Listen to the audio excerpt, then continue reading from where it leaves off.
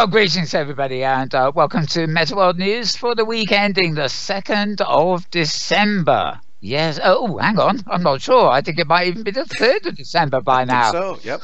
Yes, I checked a minute ago and I've forgotten already. Yes, we're on the week ending 3rd of December 2017. End of the year already, or last month, almost the end of the year, especially as we're going to be taking a break, but I will come to that a bit later. These are the headlines, largely sourced from my own Twitter feeds of news throughout the week. My main Twitter feed you'll find at Malbones, twitter.com/Malbones, that's MALBURNS. And there is an additional feed, slightly different, with things relevant more to this show, Metaworld News, which is twitter.com.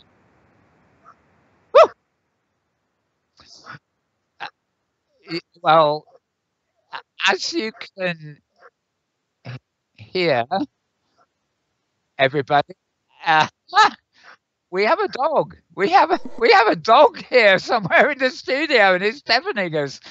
Oh dear, oh dear. Right. Hopefully, I don't think that went out on the stream. Just briefly, Mal. So. I think the dog has been chased off. Yep. I'm not quite sure about that. Right. Okay. Well, sorry about that. Having deafened you folks, if that bark was as loud as it was for me. Poor you. Yes. Anyway, we also have twitter.com/Metaworld News, which is a more specific feed for this program. I'm going to start with the Malbones feed, which is some highlights of VR and social worlds news from that. As you would expect of this season, it's not particularly busy. But this time last week, there was a blog at blog.districtox.io. I think I mentioned this last week, actually. District is all lowercase, then it's the number O and then X. So blog.districtox.io. It's about the various districts being built in a project virtual space, basically called Decentraland,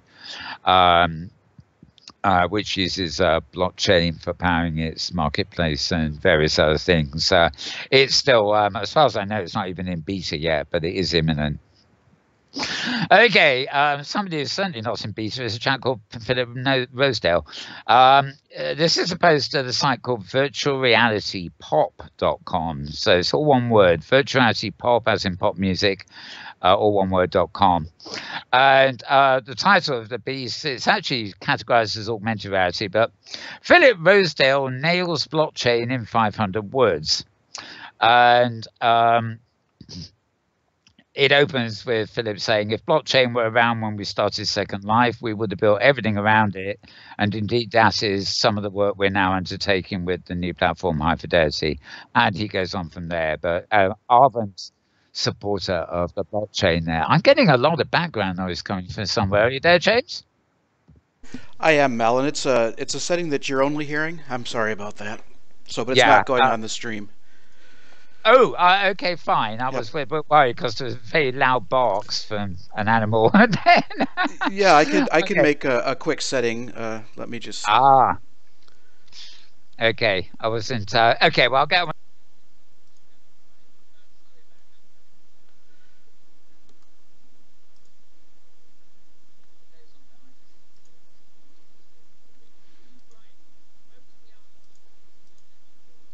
Ago here. They made an announcement about Amazon's new Sumerian tool, Sumerian, which is aiming to make developing web-based VR apps even easier. Basically, it is a tool set. I mean, it could be compared to either the in-world tools of OpenSim or indeed the web VR type basic tools available at the moment. Almost like a authoring platform called Unity, but simple. And a lot of it's attracted a lot of notice because when Amazon launched something like this, people really do a double turn. And with the possibility that virtual worlds will actually be moving into web pages, Basically, Amazon have come up with the easy to use. It's like what you see is what you get. It's for HTML, but this is for web worlds on the web, and it's an application environment, of course, so I don't know to what extent communication tools and things that a lot of virtual worlds are dependent on is built in, but I can certainly see a lot of people playing around with this to create, virtual spaces that actually work directly off the web. So if you go to roadtovr.com, it's about 4 days ago, they have a sort of thorough look into that. Virtuality Newsnet, that's all one word, virtuality news and then .net. VR headset shipments top 1 million per quarter for the first time. Interesting news, of course, in itself, although a lot of interpretations of these figures, you have to remember that those are reported shipments. They aren't necessarily reported sales. For example, shops that are stocking up for Christmas or holiday sales or whatever count as shipments, even though they may not actually have sold a single headset. So that's not retail figures, that's shipping figures. And it is pointed out that there are often unfortunate circumstances where a lot of stuff is shipped and none of it is sold. But still, the shipping orders are important. Right, roadtovr.com again, 3 days ago, reports on how NVIDIA, they make all our wonderful graphics cards, how NVIDIA research is reinventing the display pipeline for the future of VR Part 1. Extensive article, the first part of which that is, and I believe when I flip the page here, there's a link to Part 2 of that as well. VentureBeat report, that's venture as in ventures and beat as in beat music or beat generation. VentureBeat, all one word. Socialization will make VR mainstream. Stating the obvious, I think, or it's the obvious to us anyway, and I'm always glad to see these articles, basically reiterating the fact that virtuality, and especially virtual spaces, virtual worlds, as it were, are inherently social platforms where you do things, collaborate and stuff together. It's not the same as a game, which is more like a movie where you start and go through it and then end. There might be multiple middles, but it's still a movie of sorts. Right, voicesofvr.com, regular podcasts throughout the week. A few days ago, number 598 of the series has a post called Cinema of Attractions, what VR can learn from the early days of film. This is more for those of you actually engaged in authoring VR and stuff, and sort of techniques that you might be able to use that aren't so much taken from modern cinema, but from the early days of film. VRScout.com report from 4 days ago. These Givenchy, that's Givenchy. I think isn't that the spelling of the place that Monet used to paint? But it's a product. It's a product anyway. These Givenchy VR concept glasses pack the best of sci-fi luxury. Now, if any of you are fans of the various steampunk looks, you will probably look at the photo of these glasses and think, these are just my cup of tea. They're like goggles, steampunk goggles. But I took one look at these and I'm not entirely sure I will wear them, although Givenchy Paris have got a fashion model modeling them. But the one thing I do like is it's probably the closest thing yet that I've seen to my idea of some glasses that you put on instead of putting on a helmet, which is what most headsets are at the moment.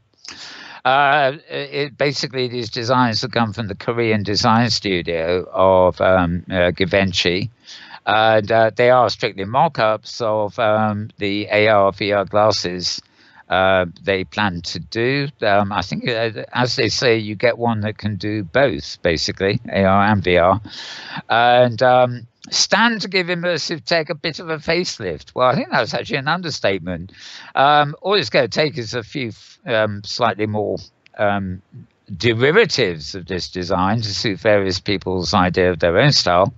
And I imagine these could really take off, depending on size and everything else. And of course, these are prototypes; they're not actually manufactured models yet. But certainly, I took one look at that and thought, well, we're getting much closer to what I want. I don't want a helmet. I want something else. Okay. I forget who actually authored this. Oh, yeah, Katarina de Souza. She actually did a PhD thesis, which is busy talking to me now, so I better mute it, for basically about virtual corpo reality and shared creativity, embodying avatars in the metaverse. And she has actually made a presentation for the Virtual Worlds Education Roundtable in video form of her thesis, and I posted a link to that because it's a nice little, serious take on kind of what's going on. And I've gone and closed it again. It's actually a straight link to YouTube, so you can find it on the Malburn's Twitter feed. Right, over the page we go here. Moving closer to the weekend, a construction firm called Dirt, but spelled D-I-R-T-T, just to make sure they don't get confused with the mucky stuff on the ground. Construction firm Dirt lets clients view design spaces in VR on their phones. Nothing absolutely breathtakingly new about this, but it looks like quite a major player, major platform they've come up with.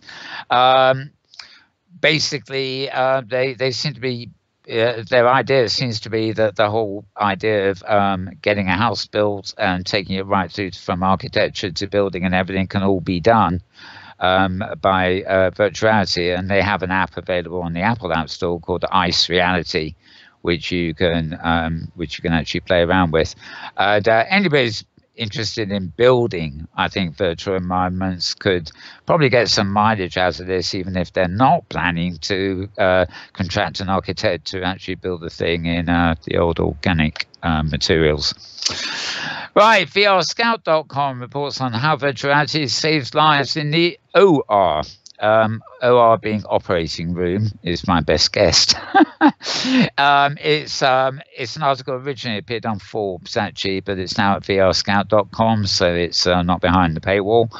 And it's all about doctors and scientists identifying, analyzing stuff, and using virtuality to do it. And in particular, surgeons actually doing sort of non-invasive operations, for example, where instead of using camera keyhole surgery, they can actually have a synchronized virtual model of you that they can be working with, which is far more accurate than the visuals, for example, they would just get through an ordinary camera. Fascinating stuff. An example of how the VR thing, if you want to call it that, is sort of taking off, but outside the community, the consumer market. It's proving to be very, very useful in various areas of industry and in some cases commerce. Right, uploadvr.com.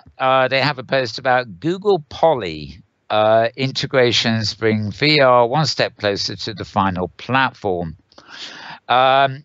Basically, actually, I'm just going to open this to make sure I've got it right and read the thing about the definition of poly.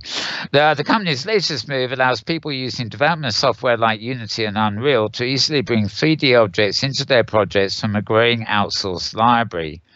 Earlier this month, Google launched Poly, a repository for objects and scenes created in VR from things like Tilt Brush and blocks.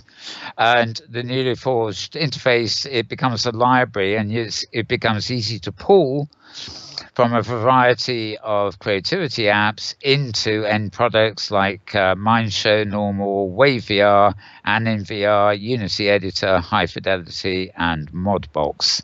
Interesting that High Fidelity gets a strong plug in there. And being Google, I imagine that's just a few of the platforms that you can drag and drop from the library into. When it comes to 3D immersive computing, quantum computing, sometimes called, inverted commas, the final platform because we interact with it so naturally. There's currently no similar process for moving work from one app to another without taking off the headset first. In Poly, you can actually do it while you're wearing the headset, so you can move from one creation or environment to another and drag and drop between them. So very, very much the sort of project that you do. It almost takes a Google to come up with something a bit like that. Right. MotorVR.com has another article on how NVIDIA research is reinventing the display pipeline for the future of VR. Oh, indeed, actually, that is the same title as the other one, but this is actually the part 2. So you'll find that on the feed too. Crumbs, wrong page. Forbes actually have a direct article themselves on how blockchain is breathing new life into virtual real estate. Again, it tends to be looking at the hardware-driven VR, but helmet jobs like Sony's and Oculus headsets. But how the blockchain is being used basically to bring life into land management and stuff like that. And it's equally relevant to those of you who use VR on a 2D desktop. That seems to be it for the main Malverne's Twitter feed. I'm now switching over to our Metaworld feed, which probably isn't much different. But I'm just going to have a quick look to see what we've got. NWN.blogs.com. That the NWN stands for New World Notes, and it's a well-established blog from Hamlet Orr. It used to be a Second Life blog, and then extended its focus a bit. Again, it's reference to Philip Rosedale, who, of course, initiated Second Life, but is now running Five Fidelity. Philip Rosedale defends net neutrality and warns of the dire consequences to social VR platforms like Second Life and High Fidelity if it is ended. Obviously, a timely post there from Philip because of the in the US there is some nasty stuff going on about getting rid of net neutrality, basically. How that affects the rest of the planet remains to be seen, but Americans certainly have cause to be worried, and Philip is pointing the fact out. Right, modemworld.me, that's modem as in the old-fashioned noisy thing that connected you to the internet. All one word, modemworld.me.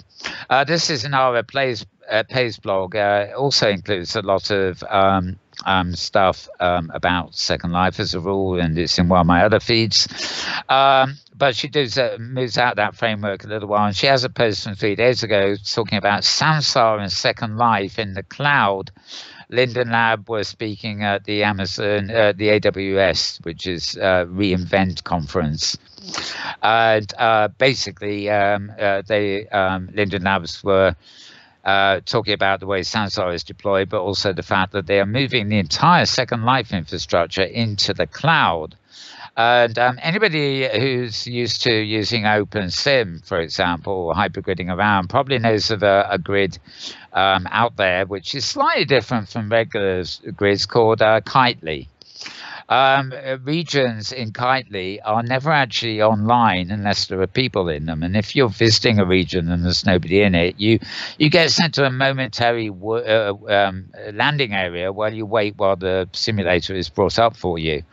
It's only a minor delay, but then you get into the simulator as you would teleporting to any other grid. But the importance in this is Kitely keep their regions offline until they're needed, although they have a system in the cloud that brings them up when they are needed. The idea of Second Life, of course, has always been that all your regions, you're paying through the roof for them, and they're always online, even if you're not online, and even if nobody at any given moment is in them. It seems like Second Life are going to actually change all this, which is actually a fundamental change to the way Second Life works, by slowly porting everything into the cloud, Amazon's cloud, where Second Life regions will also be offline until there's a demand for them. So I don't know whether you'll get a heavy discount on what you're paying. I suspect that's less likely. But basically, instead of keeping your regions that you're paying for online all the while, they will be offline but can be brought online at a moment's notice. Depending on your viewpoint, that moment may be too long. If you see what I mean, even the few seconds required. It certainly alters the metaphor of this large continental expanse of, different continents, different islands, a flat earth thing of ever expanding space, because in some cases, what space you see on the map, which actually won't exist until the server's brought up. There are people who use OS Grid on the HyperGrid in OpenSim have a similar thing, because OS Grid includes a lot of self-hosted servers, and there's never any guarantee that one of those servers is online at a given time. So your destination may not be available, and in that case, you can't just pull it up because you want to go there. It's dependent on the person hosting the server to actually have it up and running. So these are little things. But I do see that although Samsara are doing things that way, changing Second Life to actually operate that way is a pretty kind of major step.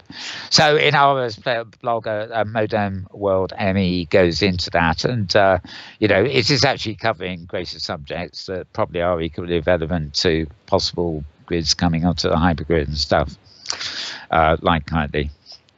Okay, HYE.ddnss.org. You'd think I'd be used to that link by now. That is the link for the HyperGrid International Expo. This is an event that is taking place on the HyperGrid in 2 weeks' time. Not this next weekend coming, but the weekend after. That, by the way, is still the website address you want to go to, hye.ddnss.org. Now, the login address for that particular event has changed. It's now a region called HYE Expo, and it's actually on Craftworld Grid, which if you look around, you'll easily find the link to that. But if you actually want to check the website for what's going on, it is still the old address. It's the change of grid server hasn't affected the website, if you see what I mean. Metaworld ME again, has her own take on Sumerian, Amazon's AR/VR app that I mentioned coming out a short while ago, and what that could mean for platforms like Samsara and, of course, Second Life, and obviously by implication others. In fact, endless in VR Scout also has a post on it. I guess that was probably what you might call the headline news of the week. Obviously not of too much consumer interest, but anybody who's working and involved with virtual worlds will have been noticing that. Right, Voo. Openvou. This is a blog at a post rather at blog.inf.ed.ac.uk,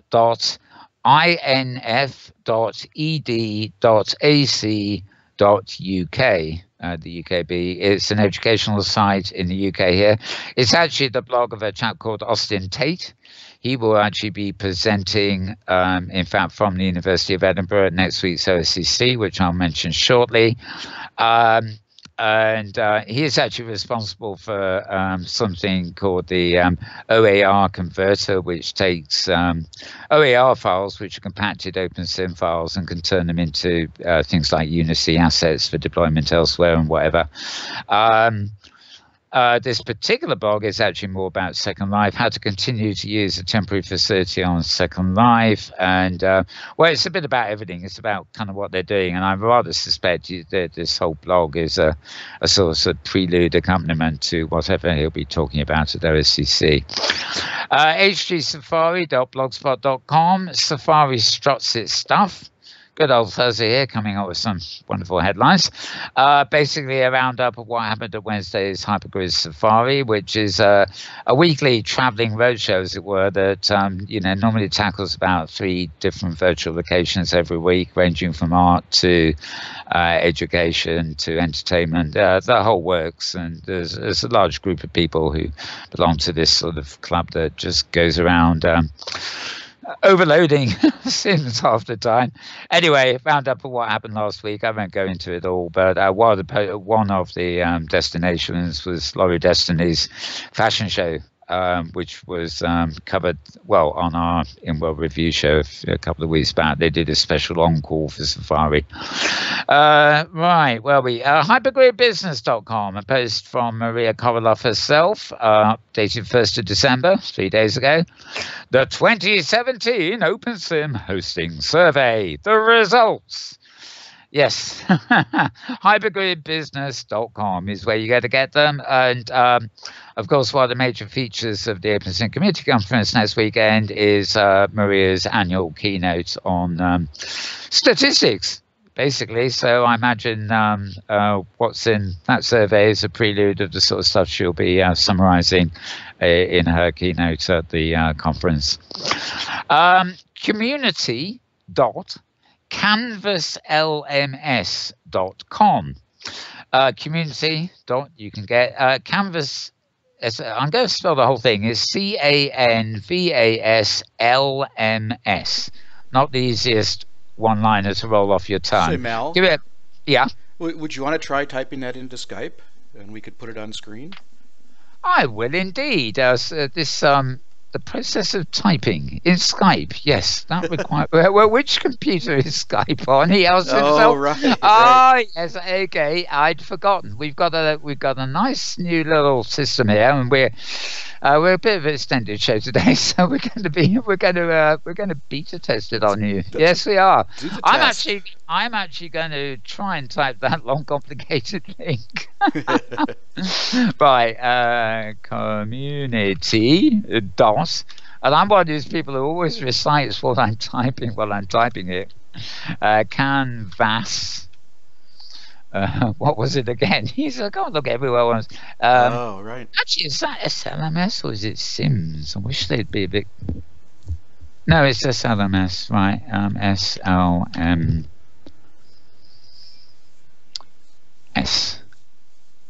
No, it's not 2 S's. Oh dear. My apologies, folks. No, it's. We have this clever idea, but it sort of disrupts the flow of my nattering, doesn't it? I took a chance on that, and I hope it's not too much of a problem. I think that is it. that looks like it to me. Right. So with a bit of luck, James here is actually allowed me to type a link into Skype that is now appearing at the bottom of your screen live. How's that for interactivity? Great interactivity, though it's actually taken about 2 minutes' time. True. My new headlines, hasn't it? But yes, as I said, it's not. It doesn't roll off the tongue, does it? Yeah. Actually, this is also this link is actually also about next week's OSCC conference. It's just a piece that was put up totally independently.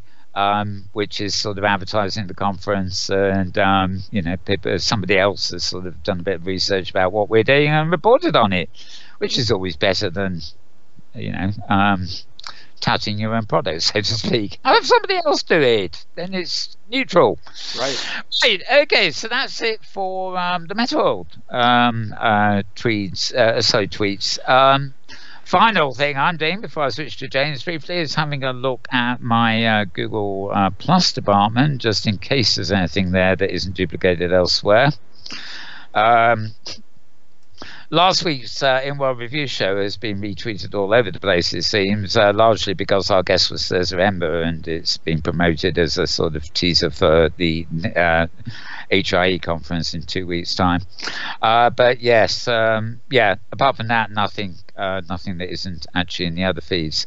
So that's just before I give you a brief roundup of what's coming up in future weeks. I'm going to head over to James here because as well as multitasking on the cameras and broadcasting my slow typing. He knows a bit about the developers, especially the OpenSim core developers. So anything new there this week, James?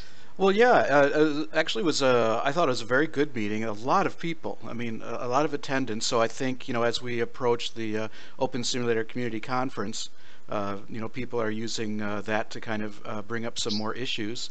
And so just to highlight some of the topics covered, and again, these are the office hours that developers hold with users and grid owners, and so I've put that URL up on screen as well if you want to review the actual notes. But for highlights, some little talk about graphic cards overheating with especially things like water textures, and so a little discussion about monitoring that with graphics processors.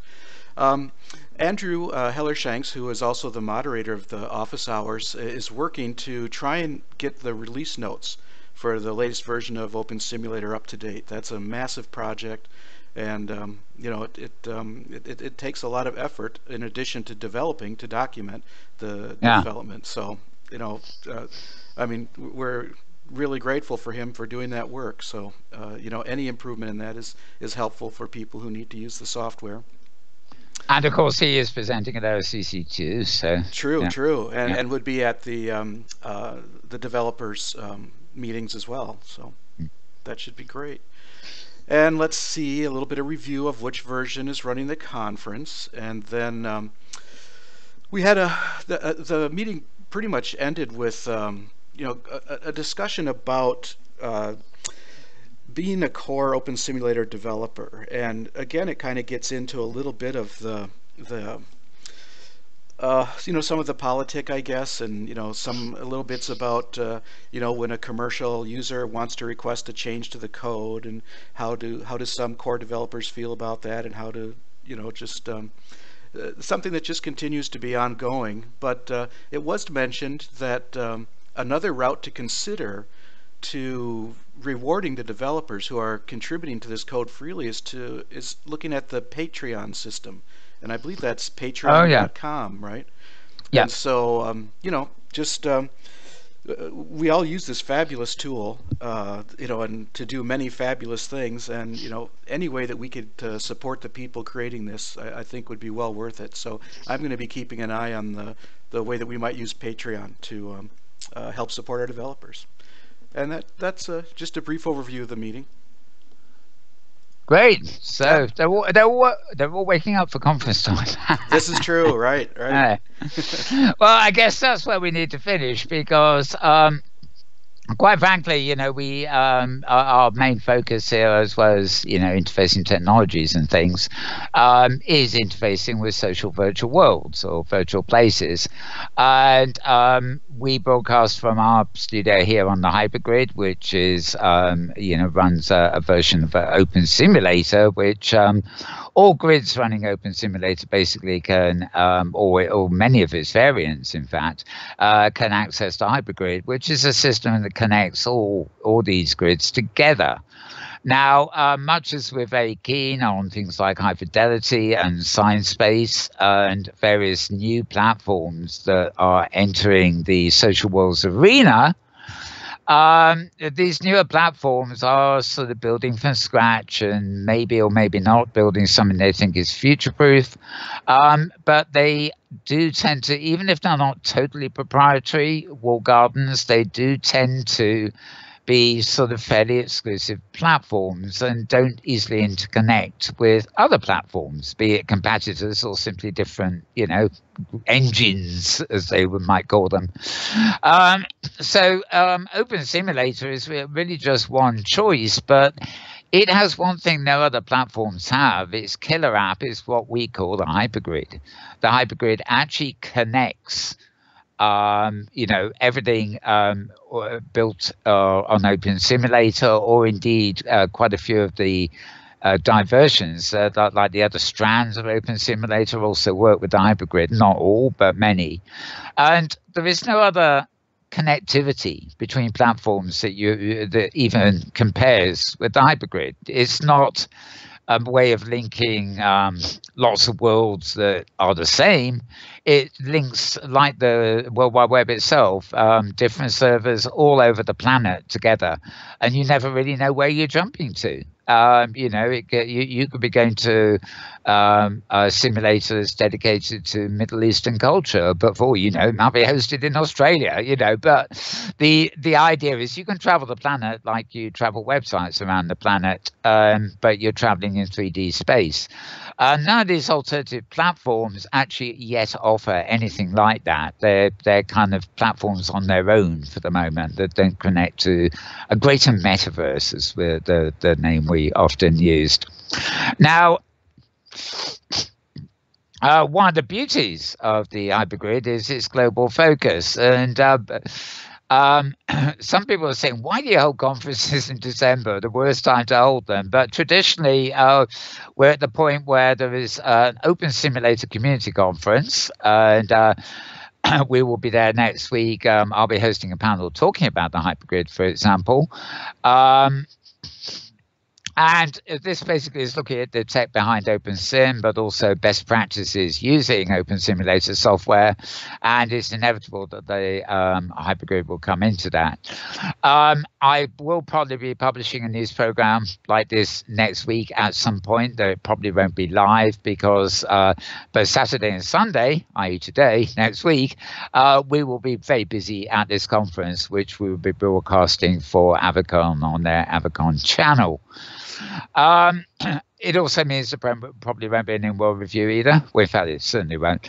And the weekend after that, however, we have another conference. And this is the HyperGrid International Expo. And this is a kind of beta test. It's the first year we're doing this. The two conferences are very loosely tied together, hence their proximity. But the HyperGrid International Expo is actually focused on non-English speaking aspects of the HyperGrid. We'll be hosting it in English, of course, but basically there'll be 4 half days, one in French, one in Spanish, one in Italian, and one in German. And we'll be using translation facilities and things to bring that across in English at the same time. We hope. It won't be perfect, but hopefully it's as good a start as we're going to get.